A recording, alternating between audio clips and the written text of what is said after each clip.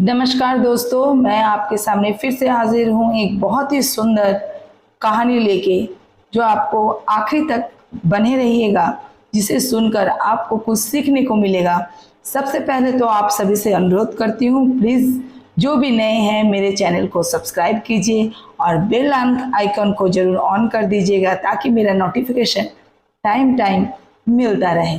और सबसे पहले बता दूँ, ये कहानी ना ही किसी व्यक्ति, ना ही किसी स्थान और ना ही किसी घटना से जुड़ी हुई है। तो इस कहानी में आगे बढ़ते हुए, कहानी का नाम है गुलाब का घमंड। वसंत ऋतु में जंगल के बीचों बीच लगा गुलाब का पौधा अपने फूलों की सुंदरता पर इठला रहा था। पास ही लगे चीड़ के कुछ पेड़ आपस में बात कर रहे थे कि चीड़ के पेड़ ने गुलाब को देखकर कहा, गुलाब के फूल कितने सुंदर हैं, मुझे मलाल है कि मैं इसके जैसा सुंदर नहीं। मित्र, उदास होने की आवश्यकता नहीं है, हर किसी के पास सब कुछ तो नहीं हो सकता। दूसरे चीड़ के पेड़ ने उसकी बात सुनकर कहा। गुलाब ने उनकी बातें सुन ली और उसे अपनी सुंदरता पर और गुमान हो गया। वह बोला, इस जंगल में सबसे सुंदर मैं हूं। तभी सूरजमुखी का फूल ने उसकी इस बात पर आपत्ति जताते हुए कहा, तुम ऐसा कैसा कह सकते हो?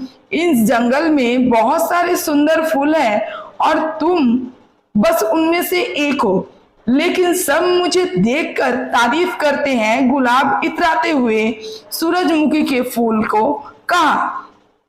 गुलाब ने नागफनी के तरफ देखते हुए कहा, इस पौधे को कितना बदसूरत है, देखो इस पर तो कांटे भी कांटे लगे हुए हैं, इसकी तारीफ तो कोई नहीं करता।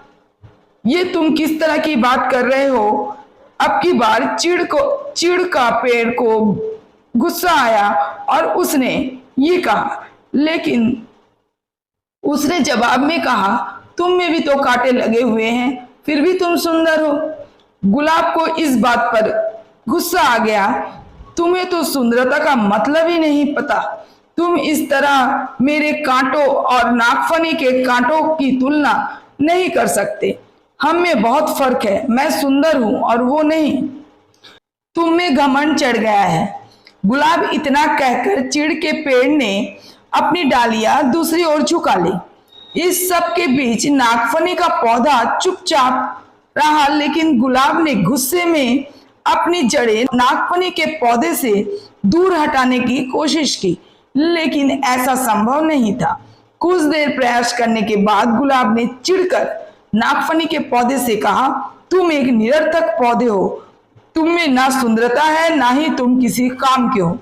मुझे दुख है कि मुझे तुम्हारे पास रहना पड़ रहा है। गुलाब की बात सुनकर नागफनी को दुख हुआ और वह बोला, भगवान ने किसी को भी निरर्थक जीवन नहीं दिया है। गुलाब ने उसकी बात अनसुनी कर दी।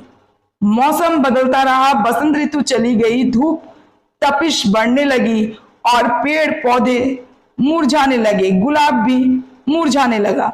एक दिन गुलाब ने देखा कि एक चिड़िया नागफनी के पौधे पर चोंच डालकर बैठा है। कुछ देर बाद वह चिड़िया वहां से उड़ गई और चिड़िया ताजगी से भरी लग रही थी।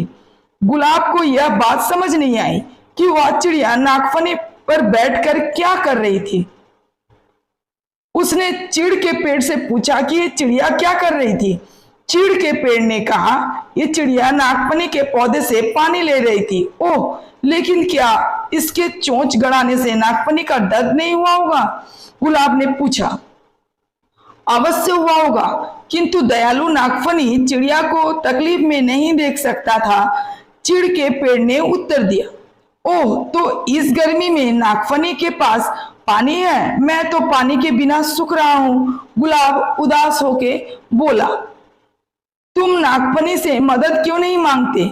वह अवश्य तुम्हारी मदद करेगा। चिड़िया अपनी चोंच में भरकर तुम्हारे पास ले आएगी। चीड़ के पेड़ ने गुलाब को सलाह दी। गुलाब नागफनी से कैसे मदद मांगता? उसने तो अपनी सुंदरता के घमंड से उसे बहुत बुरा भला कहा था, लेकिन तेज धूप में अपना जीवन बचाने के लिए आखिरकार एक दिन उसने नागमणि से मदद मांग ही ली। नागमणि दयालु था, वह मदद के लिए फौरन राजी हो गया। चिड़िया भी मदद के लिए राजी हो गई। उसने नागफनी से पानी चूसा और अपनी चोंच में भरकर गुलाब के पौधे के जड़ों में डाल दिया। गुलाब का पौधा फिर से तरोताजा हो गया। गुलाब को समझ आ गया था कि किसी को देखकर उसके बारे में राय नहीं बनानी चाहिए। उसने नागफनी से माफी भी मांग ली। इससे हमें क्या सीख मिलती है? यही सीख मिलती है कि किसी के शक्ल देखकर कोई राय नहीं बनानी चाहिए। दोस्तों, इंसान की बाहरी सुंदरता नहीं बल्कि आंतरिक सुंदरता मायने रखती है। हर किसी को भगवान अलग अलग गुणों से नवाजा है, इसलिए अपने गुणों पर अभिमान मत करो। एक दूसरे की सहायता से ही जीवन आगे बढ़ता है। क्यों दोस्तों, है नहीं कहानी में बहुत सीखने वाली चीज? ऐसे ही कहानियों के लिए, सुंदर सुंदर कहानियों के लिए साथ बने रहें और प्लीज नोटिफिकेशन बेल को ऑन करना नहीं भूलें। अपना ढेर सारा ख्याल रखिएगा। फिर से हाजिर होती हूँ। नमस्कार।